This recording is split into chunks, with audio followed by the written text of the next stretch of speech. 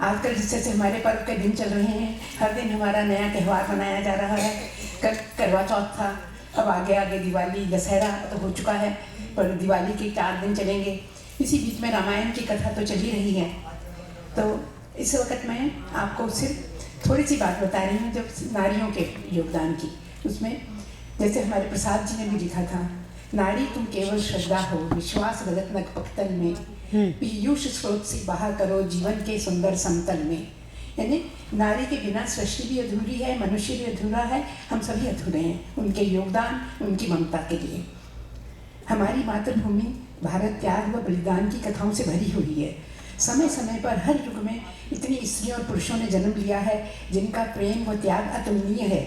नारी जाति तो बनी ही त्याग के लिए है। अनुसुईया, गार्गी, मैत्री, कुंती, द्रौपदी, सीता आदि हमारे प्राचीन इतिहास में अमर हैं।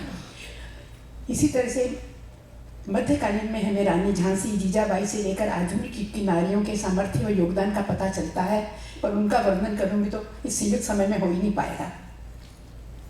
मैं सिर्फ उसी युग की एक नारी का वर्णन कर रही हूँ जिसने अपने प्रेम व त्याग तथा समर्पण से संपूर्ण नारी जाति को गर्वित किया है। उनका जीवन आंसुओं से भरा हुआ था, परंतु कर्तव्य को उन्होंने सर्वोपरि माना। उनके प्रेम व त्याग को देखकर केवल यह 2 पंक्तियाँ ही याद आ जाती हैं। अबला जीवन है तुम्हारी यही कहानी, आंचल में है दूध आंखों में पानी।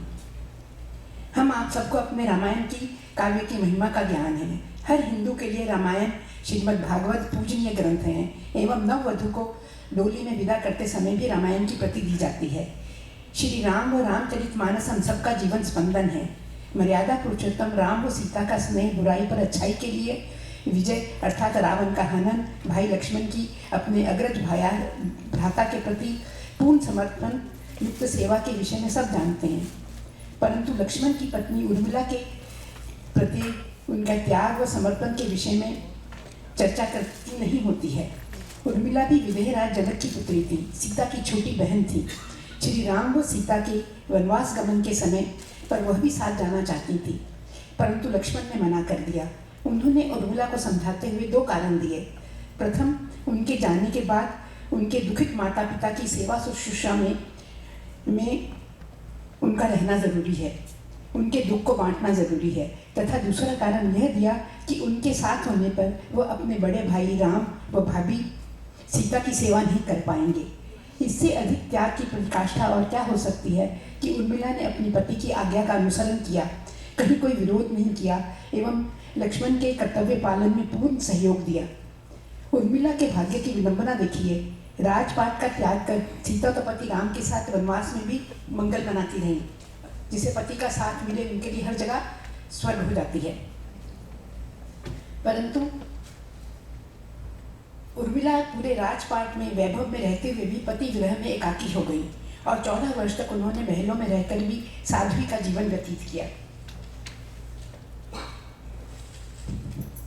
हालांकि कभी वाल्मीकि ने उर्मिला के त्याग का अतुलनीय बताया, परंतु उस पर ज्यादा नहीं लिखा। रविंद्रनाथ टैगोर ने उर्मिला को भारतीय इतिहास की एक भूली हुई नायिका बताया। इसके पश्चात राष्ट्रपति वैशाली मैथिली चरण गुप्त ने अपना पूरा खंडकाव्य साकेत उर्मिला के लिए ही समर्पित कर दिया। राजस्थान में भरतपुर में लक्ष्मण व उर्मिला के नाम पर एक मंदिर है। इसे 1870 में बनाया गया था। मुनि वाल्मीकि तो थे ही, परंतु महाकवि तुलसीदास ने भी उर्मिला के त्याग व बलिदान पर कुछ नहीं लिखा। पुराणों में वर्णित तथा एक कथा इस प्रकार आती है कि राम की सेवा में लक्ष्मण को रात्रि में निद्रा आ जाती थी। लक्ष्मण निद्रा देवी से प्रार्थना करते हैं कि कुछ ऐसा करें कि 14 वर्ष तक उन्हें नींद न आए। निद्रा देवी उत्तर में उन्हें कहती है कि यह तभी संभव है जब लक्ष्मण के भाग्य की निद्रा कोई अन्य ले ले। लक्ष्मण निद्रा देवी को उर्मिला के पास भेज देते हैं और उनके भाग्य की निद्रा वह अपने ऊपर ले लेती है। पति अनुरागिनी उर्मिला सब कुछ सहर्ष स्वीकार कर लेती है और 14 वर्ष तक निद्रा में रहती है। उनकी यह निद्रा भी रावण वध में सहयोग देती है, क्योंकि मेघनाथ को यह वर प्राप्त था कि उसका वध वही कर सकता है जिसको 14 वर्ष तक सोया न हो और जिसने निद्रा पर विजय प्राप्त की हो। यहाँ भी उर्मिला का त्याग ही काम आया। दक्षिण की भारत की राम कथाओं में भी वर्णित है, परंतु मैथिली चरण गुप्त ने ही इसका सजीव चित्रण किया है। उन्होंने उनकी कुछ दो पंक्तियां कहते हुए मैं बंद करती हूँ।